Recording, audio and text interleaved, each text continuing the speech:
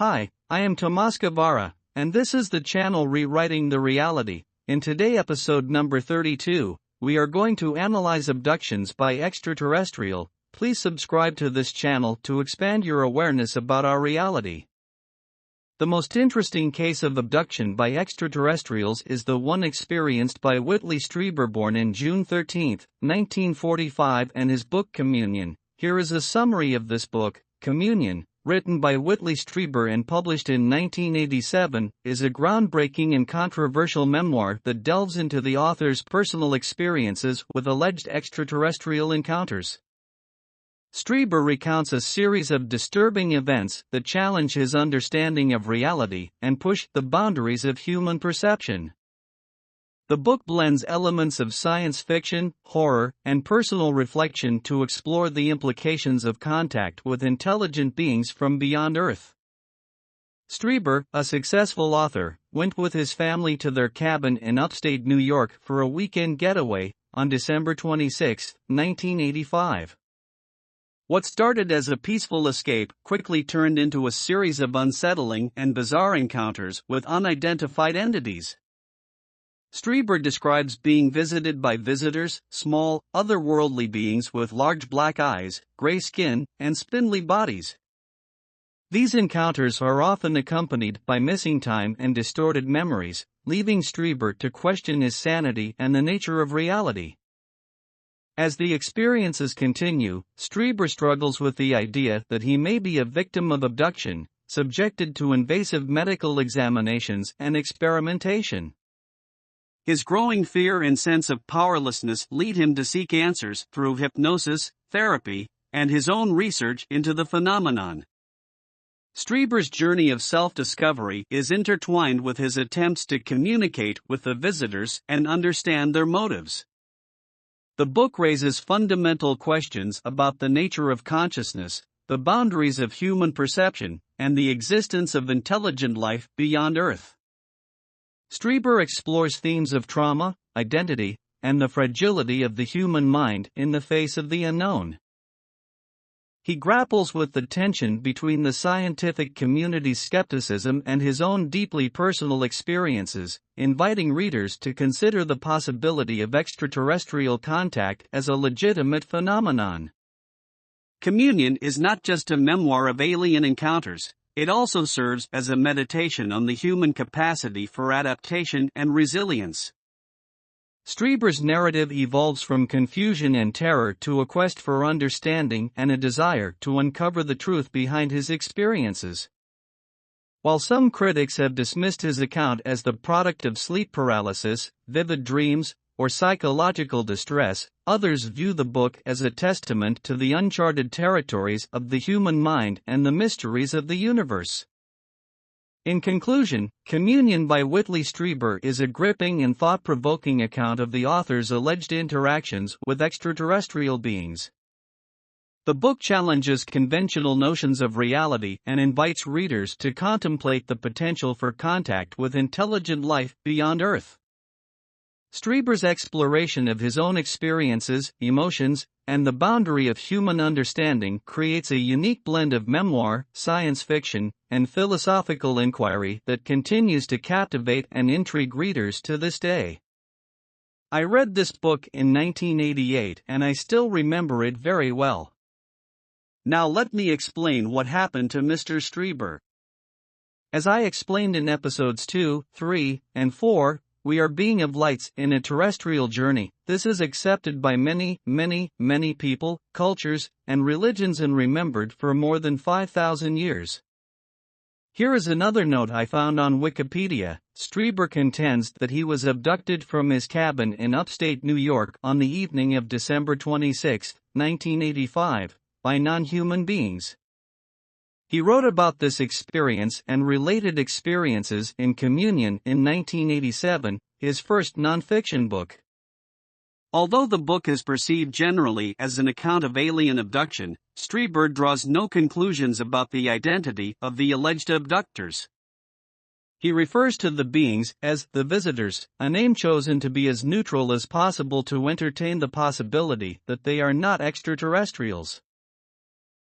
Neurologist Stephen Novella remarks that the details of Whitley's tale of waking up seemingly paralyzed fit the description of hypnagogia, a fairly common neurological phenomenon that has been mistaken by some for interventions by demons or aliens. Hypnagogia is the transitional state from wakefulness to sleep, also defined as the waning state of consciousness, the onset of sleep. Its opposite state is described as hypnopompia, the transitional state from sleep into wakefulness.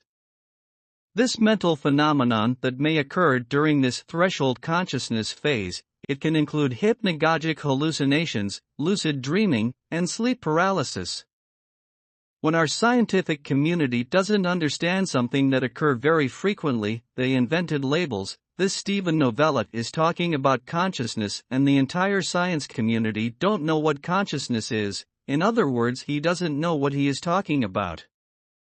In another episode I'm going to explain the paralyses that occur when we are waking up, because some friends have experienced this situation, as I did. In my opinion, Strieber accounts of what he experiences was real to him, but he was never abducted by extraterrestrials. Here on our planet each of us has hundreds or thousands of focuses, and by that, I mean lives. Each one occurs now because time is simultaneous, as I explained in the first episode. We also have focuses on other planets or dimensions. All these focuses are aspects of our essence, therefore, we are one. During times of crisis, especially emotional crisis, we can merge, using our empathic inner sense, with another focus, here on Earth or in another planet or dimensions. Of course, we can do it at will with any being or object. In an empathic action, you are aware of yourself, but you are also simultaneously experiencing what the other individual or thing is experiencing. That is something many tribes did in the past with animals to explore their surroundings. Remember that every individual has choices, and you have the choice to block out other energies. And in this, most of us don't, and therefore with most individuals, we could use our empathic sense and we could merge with them, and we could experience what they are experiencing, feeling, thinking, temporarily. That is what happened to Mr. Strieber. Another Strieber, one that is an extraterrestrial focus of himself, was experiencing a delicate and invasive surgery at the time of this merger. Both bodies' consciousness united, and Mr. Strieber experienced this surgery. It was a merger so deep that his body consciousness here on Earth lost its awareness of time. What I just told you was somehow confirmed by the reason for naming this book Communion. At subjective level, he was aware that it was a merge, because there is no separation. Whitley Strieber named his book Communion because it describes his personal experiences and encounters with what he believed to be extraterrestrial beings or visitors. The book, published in 1987, details Strieber's alleged encounters with non-human entities, often described as the visitors or the Greys, which he claims began in the late 1980s. The term communion is used in a variety of contexts, often to refer to a close and shared connection, particularly a spiritual or religious one.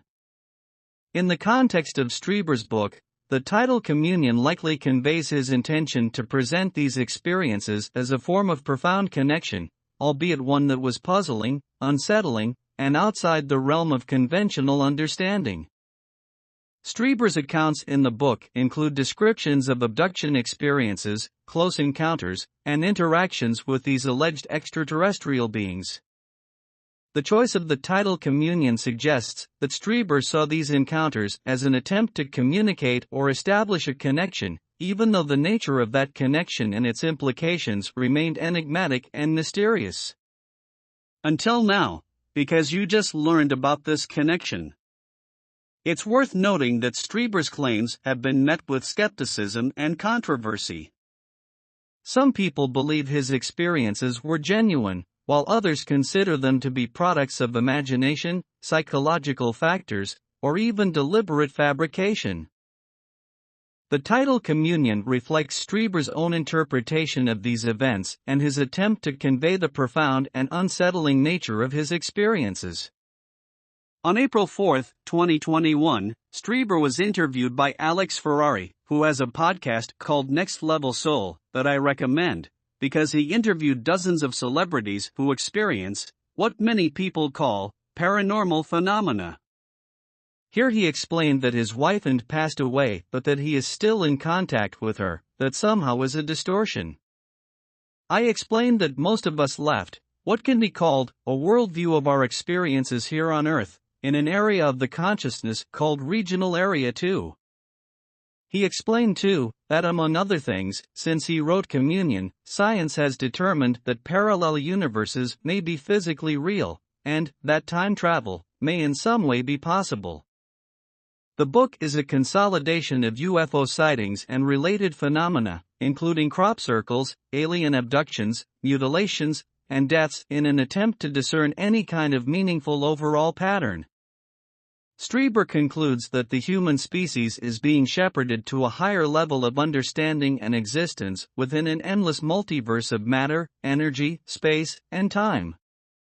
To finish this episode, I want to say that we are not being shepherded to a new level of understanding that's devaluating ourselves. We are gods in a terrestrial journey.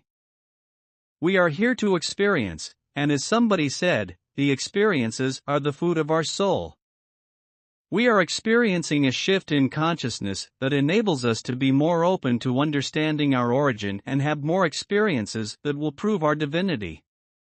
In the next episode, I'm going to explain what really happened at Area 51 and the crash of an unidentified flying object, UFO, that occurred in New Mexico in 1947. Also, I am preparing a podcast about our inner senses, something that many people don't know. Don't forget to subscribe to this channel.